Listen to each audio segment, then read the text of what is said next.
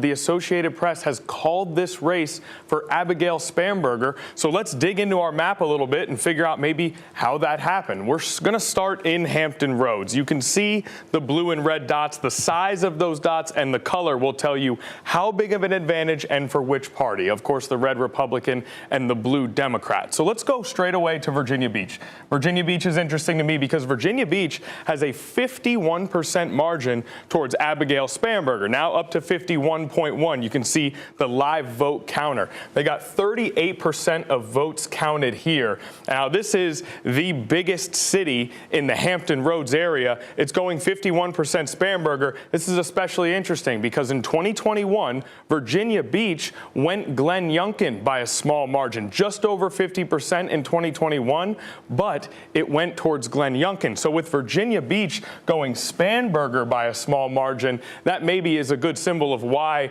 we are getting the Associated Press calling this race for Spanberger. Now let's explore elsewhere, okay? Now if we look at Norfolk here, Norfolk, a stronghold for Democratic candidates most of the time, and that remains true here in 2025. If you look, Abigail Spanberger, 78% of the vote, with 42% of those votes having come in. Now if we go up towards the peninsula, let's explore Newport News. Now just 5% of votes counted in Newport News, so that's a very small number compared to other cities that we're seeing, but a margin for Spanberger, 55.3%. Now, if we look over to Chesapeake, 5%, another small margin, but it is Winsome Earle-Sears, just about 54%. Now, Chesapeake did also go towards Glenn Youngkin in 2021 by a margin that was just over 50%. Now, if you want to get sort of a view of how Virginia breaks down, if you look in this area, you're going to see a lot more red,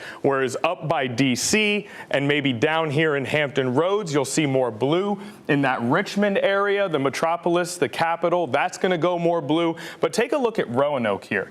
Now, if you look at Roanoke as a county, Winsome Earle-Sears, nearly 60%. But if we can be precise enough to go in on Roanoke City, you actually end up Spanberger, 69.5%, showing that dichotomy between the county and the city. And if you look just over to the left of that, that's Montgomery County. Now, that's in a rural-dominated area that has gone almost entirely Sears. If you look at all the red dots in this sort of western peninsula of Virginia here, but Montgomery County is Spanberger by a small margin. Well, what's in Montgomery County? Well, Virginia Tech University is in Montgomery County. So you have maybe a little bit more of a Democratic lean in that area, with Blacksburg being in Montgomery County. Now let's go back over to Hampton Roads here, and let's just explore up in this sort of Williamsburg region. If you look at Gloucester here, that's a stronghold for Winsome Earle-Sears. That's at 70% for Sears, with 57% of votes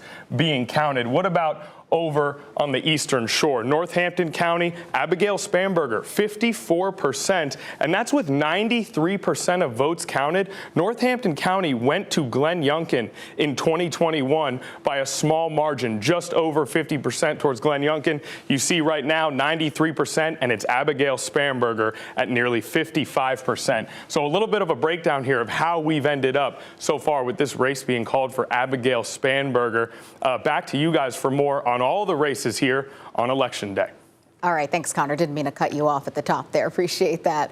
So as he mentioned, it's a race that's gaining attention across the Commonwealth and the country, Virginia's gubernatorial election. Again, the AP calling the race for Democrat Abigail Spanberger over Republican Winsome Earle-Sears. All right. Alex Littlehales is live in Richmond at Spanberger's election night event. So, Alex, what is the energy like there?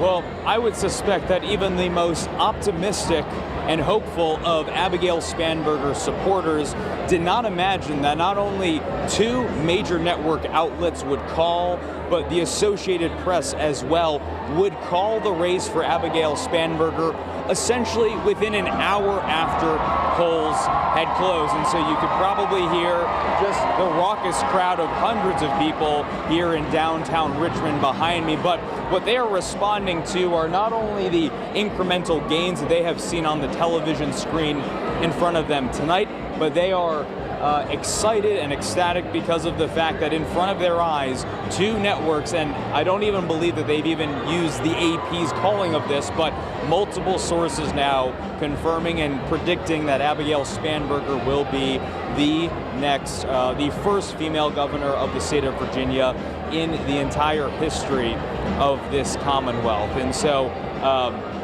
what they are reacting to also is political analysis that we have seen, again, at the official watch party for Abigail Spanberger in downtown Richmond tonight, hundreds at the convention center in Richmond.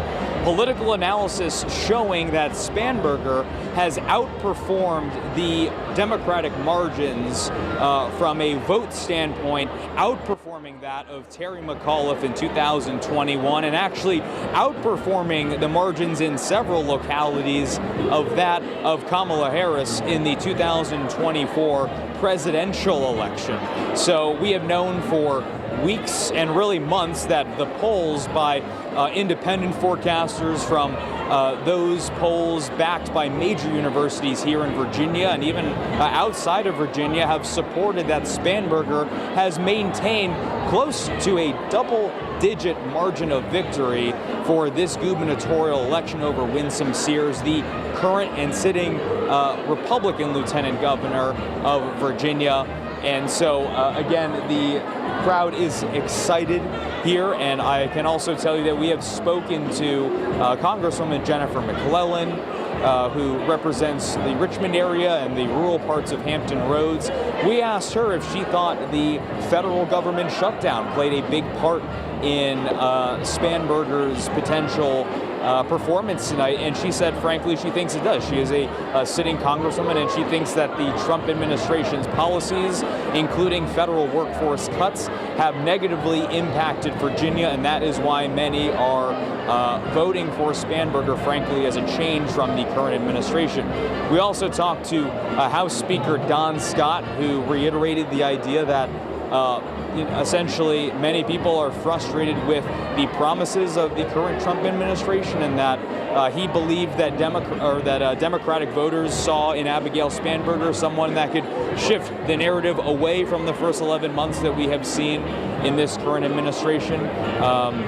But again, just reiterating the fact that basically an hour has passed since polls have closed in Virginia, and there are now hundreds, thousands of people here at the Richmond Convention Center applauding, cheering the outcome that they see on their television screen tonight. It's also worth noting that it has been noted that the other statewide offices for Lieutenant Governor and Attorney General have not been called yet, and those vote margins seem to be a bit different and less than what Abigail Spanberger is polling at right now in terms of the vote total.